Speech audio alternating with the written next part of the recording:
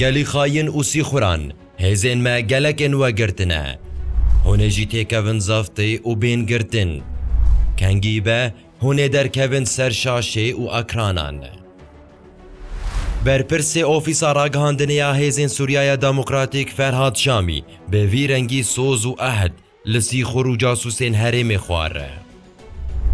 سباها ایرو یکشمه لسر حسابین خوین مدیایا جواکی شامی برپرس راگهاندنا حسده پیامک آراستایی وان کسین سیخور کر هونه الهمبر هزین ما لهمبر ملت ما ببن بکوین او آلی کوپشتا و دگره و بپره دکه سر پیشین او سر و بخوا و خوشو خلاص بکه هزین ما لدوف ونه گلکن وکی و گرتنه و هونه جیبین گرتن گلو سیخور کینه دماداوی الهرم روجاوای کردستانی داگرکریا ترکیای بدرونان ایریج دکه و قربانین گران لشون خود هیله هر وکی نقاندی بن داگرکریا ترکیای فرماندار و خباتکارن هرمه ین بر نیاز آرمانج دگره پیرجی سیویلن بگونه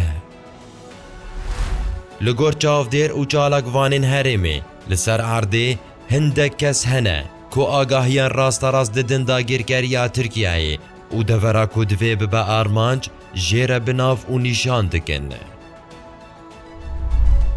دوی چارچووه ده 26 تیرمه هزین سوریای دموکراتیک راگهاند دو حبجه جن و یک میر وان سیسی خور گرتنه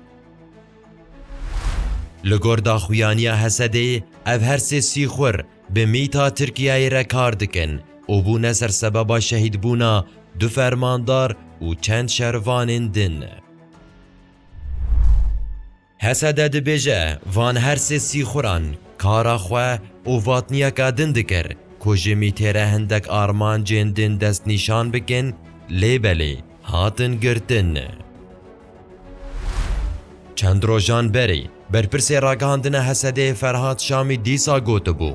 امی همو سیخوران بگرن هرچی سیخوره کبوی سر سبب شهید بونا حوالن ما چارنویساوان دیوکی چارنویسا خاینان به